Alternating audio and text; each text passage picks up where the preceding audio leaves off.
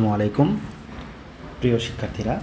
আজকে একটা ছোট্ট টপিক যেটা বইয়ের সাথে সাদৃশ্যপূর্ণ কিন্তু আমাদের বইয়ে সেভাবে দেওয়া নাই, এরকম একটা টপিক নিয়ে আলোচনা করছি, যার একটা হচ্ছে ডায়াবেটিস ইনসিপিডাস এবং আরেকটা হচ্ছে ডায়াবেটিস মেলিটাস।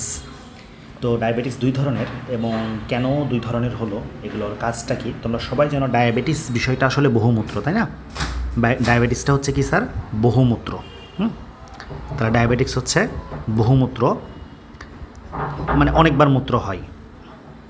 তাহলে এটাতেও অনেক মূত্র হচ্ছে, ইটস কল বহুমূত্র। এটাতে অনেকবার মূত্র হচ্ছে, এটাও হচ্ছে কি বহুমূত্র। কিন্তু এইটার যেটা ডায়াবেটিক্স ইনসিপিডাস, এটাকে কিন্তু আমরা আরও একটা নাম বলতে পারি, যেটাকে বলা হয় মধুমেহ।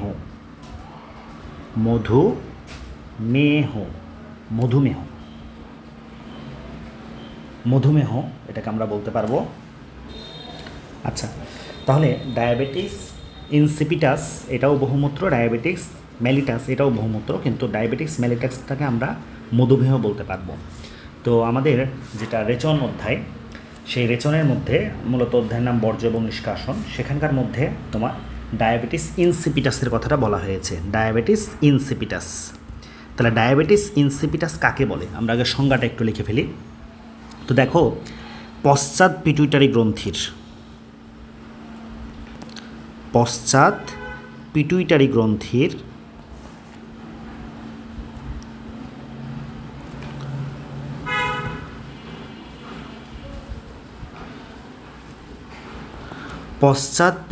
গ্রন্থির বা গ্রন্থি থেকে বলা যায়, গ্রন্থি থেকে রটা কেটে দিই, পশ্চাৎ পিটুইটারি গ্রন্থি থেকে ADH, আশা করি সবাই জানো, অ্যান্টি ডাইউরেটিক হরমোন, ADH এর ক্ষরণ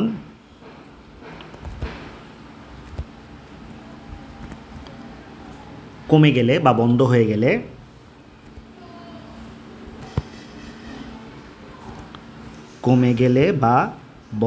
গেলে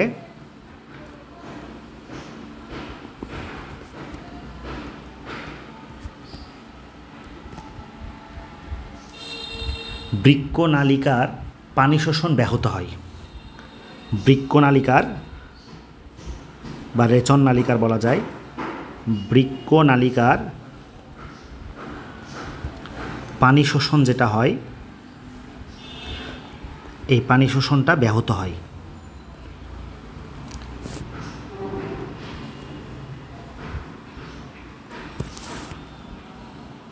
তাহলে পানি শোষণ যদি কমে যায়, নির্বাচনমূলক পুনঃশোষণটা যদি কমে যায়, তাহলে কী হবে বলো? মূত্রের পরিমাণ বৃদ্ধি পায়।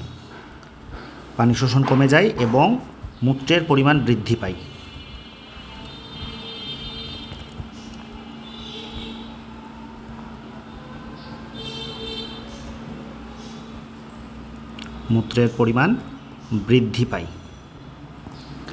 তাহলে এই যে মূত্রের পরিমাণ বৃদ্ধি পেল, তাহলে মানুষ বেশি বেশি মূত্র ত্যাগ করবে, এটাকেই বলা হয় বহুমূত্র বা ডায়াবেটিস ইনসিপিটাস। তাহলে ডায়াবেটিক্স ইনসিপিটাসের কারণটা একটু খেয়াল করো, এটা বলতেছে পিটুইটারি গ্রন্থি থেকে। তাহলে এখানে যে পয়েন্টটা তুমি মনে রাখবা, পিটুইটারি গ্রন্থি থেকে যদি ADH অ্যান্টি ডাইউরেটিক হরমোনের ক্ষরণটা কমে যায়, তখন তোমার এই ডায়াবেটিস ইনসিপিটাসটা হবে। আর ডায়াবেটিস মেলিটাসটা তাহলে কেন হচ্ছে? তাহলে আমরা একসাথে বিষয়টা বলে ফেলি, ডায়াবেটিস মেলিটাসটা কেন হচ্ছে, তাহলে আজকের ছোট্ট টপিকটা শেষ হয়ে যাবে। তাহলে এখানে ধরো ডায়াবেটিস ইনসিপিটাস, ঠিক আছে, ডিভাইডেড বাই আমরা ডায়াবেটিস মেলিটাস, দুইটার মধ্যে আমরা একটা পার্থক্য করে ফেলি, তাহলে তোমাদের বুঝতে সুবিধা হবে। তো কী কী পার্থক্য দেখো, এক নাম্বার হচ্ছে, আমরা একটু আগে সংজ্ঞাতে দেখে আসলাম যে এটি কেন ঘটে, ডায়াবেটিস ইনসিপিটাসটা ঘটে, এটি অ্যান্টি ডাইউরেটিক হরমোন এর ক্ষরণ কমে যাওয়ার ফলে বা কম ক্ষরণের ফলে।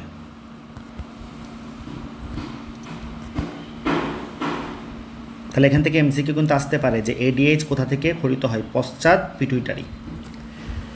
আর ডায়াবেটিস মেলিটাসটা কেন হচ্ছে, এটা হচ্ছে মূলত ইনসুলিনের ক্ষরণ কমে যাওয়ার ফলে বা ইনসুলিন কম ক্ষরণের ফলে। ইনসুলিন কম ক্ষরণের ফলে, ইনসুলিন কম ক্ষরণের ফলে যে ডায়াবেটিক্স হয় সেটা হচ্ছে ডায়াবেটিক্স মেলিটাস।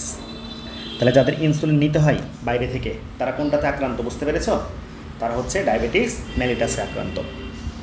নাম্বার 2, তাহলে এটাতে কি হয় জানো, যদি পানি কম শোষিত হয় দেহের মধ্যে তাহলে মূত্রের পরিমাণ বেড়ে যাবে। তাহলে কেউ যদি ডায়াবেটিস ইনসিপিটাসে আক্রান্ত হয় তাহলে সেখানে এতে মূত্রের পরিমাণ বেড়ে যায়, মূত্রের পরিমাণ বেড়ে যায়।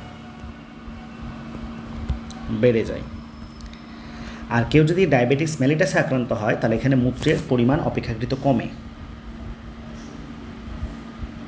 মূত্রের পরিমাণ, হ্যাঁ, মানে ওই যে 1500 ml বা কিছু, ওটাকে বোঝাচ্ছে। আবার ভাবিও না যে বারবার মূত্রত্যাগের যে বিষয়টা না, এটা হচ্ছে মূত্রের পরিমাণটা কত। তাহলে মূত্রের পরিমাণ অপেক্ষাকৃত কমে, মূত্রের পরিমাণ অপেক্ষাকৃত কমে।